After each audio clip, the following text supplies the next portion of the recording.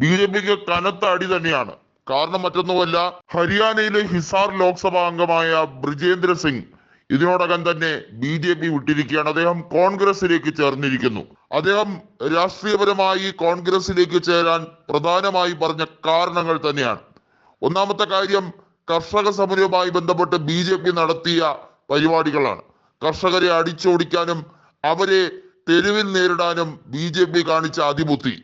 രണ്ടാമത്തെ കാര്യമായി പറയുന്നത് അഗ്നിവീർ സംഭവവുമായി ബന്ധപ്പെട്ട സ്കീമാണ്.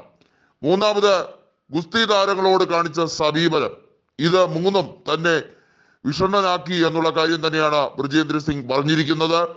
1988 IAS ഉദ്യോഗസ്ഥനായ ബ്രിജേന്ദ്ര സിംഗ് 2009 സ്വമേധയാൽ ഇന്ത്യൻ അഡ്മിനിസ്ട്രേറ്റീവ് സർവീസ് ഒഴിഞ്ഞുകൊണ്ട് രാഷ്ട്രീയത്തിൽ വന്ന അദ്ദേഹം ബി.ജെ.പിയിലേക്ക് എത്തി വിജയിച്ചെങ്കിൽ പോലും അദ്ദേഹത്തിന് ബി.ജെ.പി ഒരു തട്ടകമായി അല്ലെങ്കിൽ ഒരു വലിയ തോതിലുള്ള സംതൃപ്തി നൽകുന്ന സ്ഥലമായി തോന്നിയിട്ടില്ലായിരുന്നു. അത് തന്നെയാണ് കോൺഗ്രസിലേക്ക് എത്താനുള്ള കാരണമായി പറയുന്നത്. നമുക്കൊരു കാര്യം അറിയാവുന്നത്, ബ്രിജേന്ദ്ര സിംഗിന്റെ രാഷ്ട്രീയ പ്രവേശനം എത്രമാത്രം ബി.ജെ.പിയെ പ്രതിരോധത്തിലാക്കിയിരിക്കുന്നു. അത് മാത്രമല്ല, അദ്ദേഹത്തിന്റെ പിതാവ് ഒരു കാര്യം കൂടി പറഞ്ഞിരിക്കുന്നു.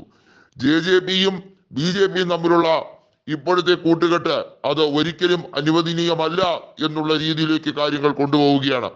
നമുക്കറിയാം, ഹിസാറിൽ കഴിഞ്ഞ തവണ ജയിച്ചത് INLD-യിൽ നിന്നുകൊണ്ടുള്ള സ്ഥാനാർത്ഥിയായിരുന്ന ദുഷ്യന്ത് ചൗട്ടാലയാണ്. എന്നാൽ ഇക്കുറി ബ്രിജേന്ദ്ര സിംഗ് 2019 ജയിച്ചത് ദുഷ്യന്ത് ചൗട്ടാലയുടെ ജെ.ജെ.പിയെ പരാജയപ്പെടുത്തി 3,14,000 വോട്ടുകൾക്കായിരുന്നു.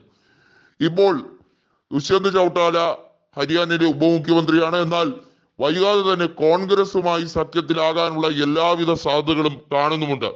ബി.ജെ.പിയുമായി, അതായത് മനോഹർലാൽ ഖട്ടർ സർക്കാരുമായി ഒത്തുതീർപ്പ് ഫോർമുല നടപ്പില്ല എന്നുള്ള കാര്യം തന്നെയാണ് ജാട്ട് പ്രതിനിധികൾ അദ്ദേഹത്തിനെ കണ്ട് അറിയിച്ചിരിക്കുന്നത്. അത് എത്രമാത്രം ദുഷ്യന്ത് ചൗട്ടാലയെ പ്രതിരോധത്തിലാക്കും എന്നുള്ളത് വരാനിരിക്കുന്ന ദിവസങ്ങളിൽ കാണാൻ കഴിയുകയുള്ളൂ.